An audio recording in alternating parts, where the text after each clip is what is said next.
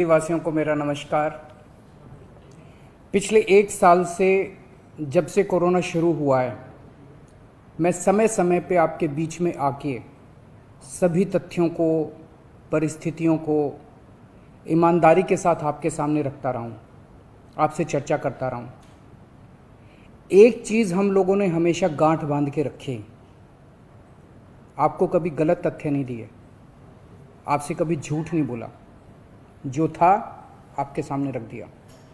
अगर स्थिति अच्छी थी तो भी आपको बताया, स्थिति खराब थी तो भी आपको हमने ईमानदारी से बताया, क्योंकि हम पहले दिन से समझ गए थे कि ये इतनी बड़ी आपदा है कि आपके साथ के बिना, जनता के साथ के बिना अकेले इस आपदा से सरकार सामना नहीं कर सकती। जनता का सहयोग और जनता की सहभागिता इस पूरे संघर्ष में बेहद ज़रूरी है। और जब तक जनता को सच नहीं बताया जाएगा, सारे तथ्य जनता के सामने नहीं रखे जाएंगे, तब तक जनता की भागीदारी सुनिश्चित करना असंभव था। इसीलिए हमने हर चीज़ आपके सामने रखी। हमने टेस्ट नहीं कम होने दिए। आज दिल्ली के अंदर सबसे ज़्यादा टेस्ट हो रहे हैं। मैं तो ये कहूँगा कि अगर प्रति 10 लाख की पॉपुलेशन पे देखा जाए तो शायद पूरी दुनिया में सबसे ज़्यादा टेस्ट दिल्ली में हो रहे हैं। मैंने देखा कि कई जगहों पे उन्होंने टेस्ट कम कर दिए। टेस्ट कम कर दिए तो केस कम आने लग गए। इस तरह से तथ्यों के साथ कई जगह हेरफेर करने की कोशिश की गई। हमने ऐसा नहीं किया। हमने टेस्ट कम नहीं किए, उल्टे कम करने की वजह हमने दिल्ली में टेस्ट कई गुने बढ़ा दिए। आज लगभग 1 लाख टेस्ट दिल्ली में डेली हो रहे हैं। हमने मौत के आंकड़े आपसे नहीं छुपाए। जितनी मौतें होती थी हमने सब आपके सामने रखी, ईमानदारी से रखी। अगर ज़्यादा हो रही थी तो ज़्यादा बताई, कम हो रही थी तो कम बताई। कितने बेड्स हैं, कितने आईसीयू बेड्स हैं, क्या परिस्थितियां हैं, हर चीज़ आपके सामने ईमानदारी के साथ रखी। और इसी वजह से जब भी हमने कड़े निर्णय लिए, हमें आपका पूरा सहयोग मिला, दिल्ली की जनता का पूरा सहयोग मिला। मैं हमेशा कहता हूं कि हमारी दिल्ली एक परिवार है। दिल्ली के 2 करोड़ लोग एक परिवार हैं। और जब परिवार में कोई आपदा आती है तो सारे परिवार के लोग मिलकर उसका सामना करते हैं। अब भी हम सभी मिलकर इसका सामना करेंगे। पहले भी जीत हुई थी, अब भी जीत होगी। आज दिल्ली में क्या परिस्थिति है? पिछले 24 घंटे में दिल्ली में लगभग 23,500 केस आए हैं। उसके पिछले 24 घंटे में लगभग 25,500 केस आए थे। तो पिछले 3-4 दिन से रोज हम देख रहे हैं लगभग 25,000 के करीब केस आ रहे हैं। पॉजिटिविटी बहुत ज़्यादा बढ़ गई है, संक्रमण दर बहुत ज़्यादा बढ़ गई है। दिल्ली के अंदर अस्पतालों में उपलब्ध बेड्स की भारी कमी हो रही है। डेली 25-25 हज़ार अगर पेशेंट्स आएंगे तो कोई भी व्यवस्था चरमरा सकती है।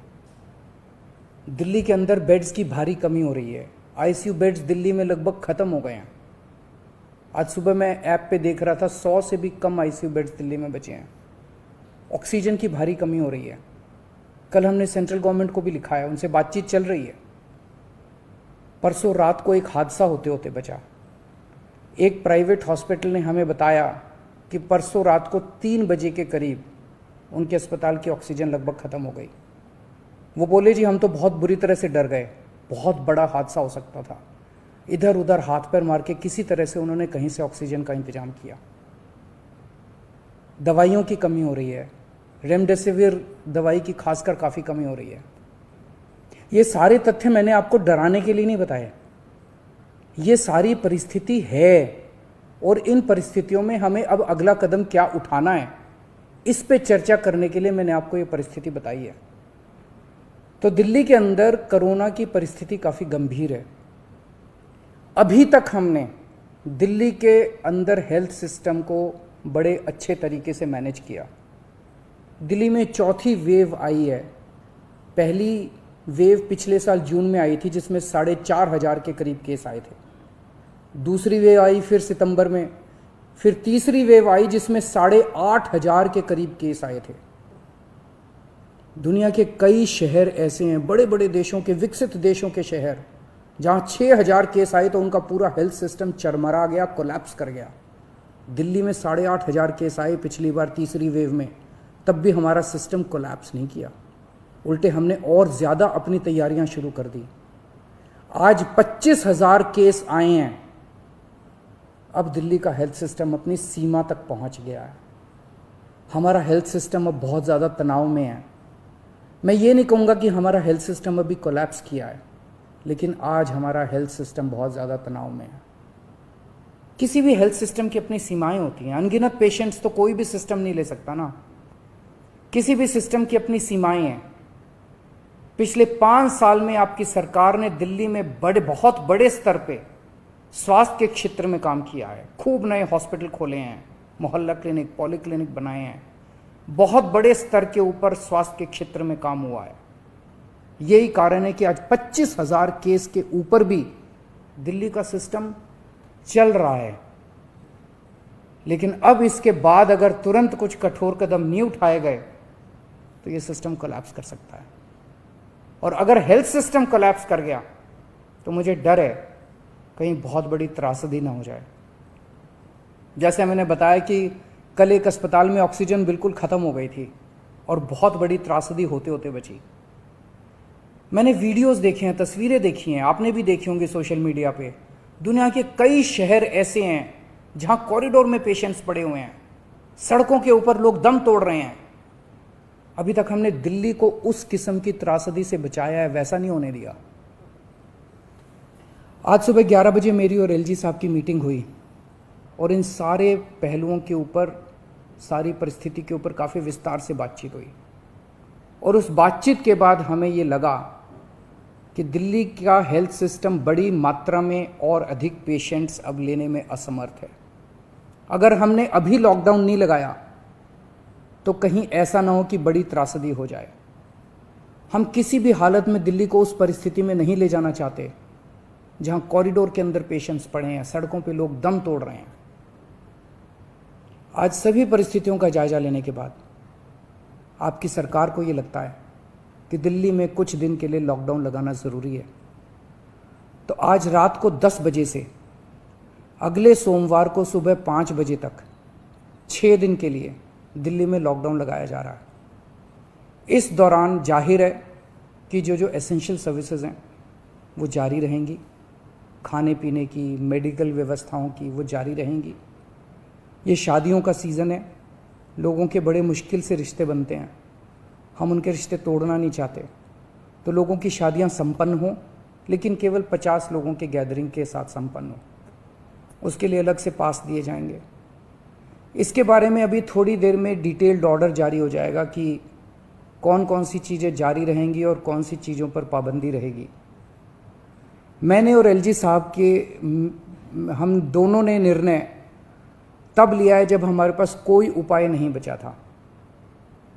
हमारे लिए ये निर्णय लेना आसान नहीं था, क्योंकि मैं समझ सकता हूँ कि लॉकडाउन के दौरान किस तरह से लोगों के रोज़गार ख़त्म हो जाते हैं, लोगों की कमाई ख़त्म हो जाती है, और ख़ासकर सबसे गरीब तबके के लिए तो ये बेहद मुश्किल होता है।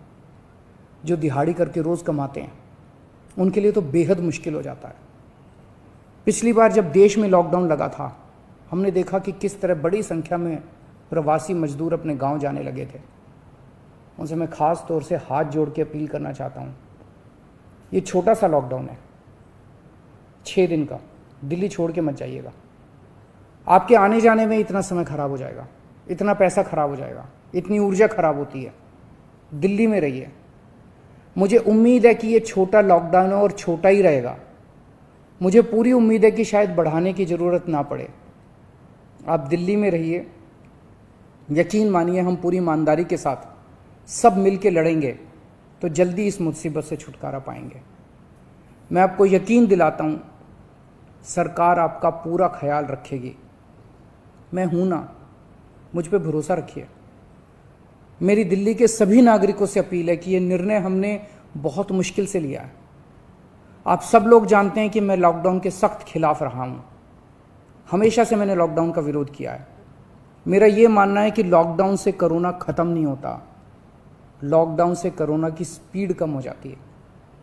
मेरा हमेशा ये मानना है कि अगर किसी भी शहर या राज्य की स्वास्थ्य व्यवस्था अपनी सीमा तक पहुंच जाए तो लॉकडाउन लगाना ज़रूरी हो जाता है, ताकि पेशेंट्स का नंबर कम हो जाए, ताकि हेल्थ सिस्टम को और दुरुस्त किया जा सके। ये जो 6 दिन का लॉकडाउन हम लगा रहे हैं, ये जो 6 दिन हम ले रहे हैं आपसे, इन 6 दिनों के अंदर हम बहुत बड़े स्तर के ऊपर और दिल्ली में बेड्स की व्यवस्था करेंगे। केंद्र से हम मदद मांग रहे हैं, उनसे लगातार संपर्क में हैं। केंद्र सरकार हमारी मदद भी कर रही है, उसके लिए हम केंद्र सरकार के शुक्रगुजार हैं। उनसे ऑक्सीजन की व्यवस्था करेंगे, दवाइयों की व्यवस्था करेंगे।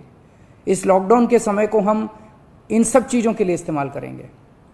मेरी अब सब लोगों से गुजारिश है कि लॉकडाउन का पूरी तरह से पालन करें, घर से बाहर इस दौरान ना निकलें। पहले भी हमने कई कठिन निर्णय लिए और आपने मेरा पूरा साथ दिया। मुझे पूरी उम्मीद है आज भी आप मेरा साथ देंगे। हम मिलके इसका मुकाबला करेंगे और ज़रूर जीतेंगे। नमस्कार। SHMD school books and stationeries shall be available at Asian Book Distributors at special discount. Visit Asian Book Distributors, ground floor, below Seema Steel, near Reliance Smart Grocery Store, Durga Ridya Mall, NS Road, Jaigaon. Contact +919775281398, +97577456946.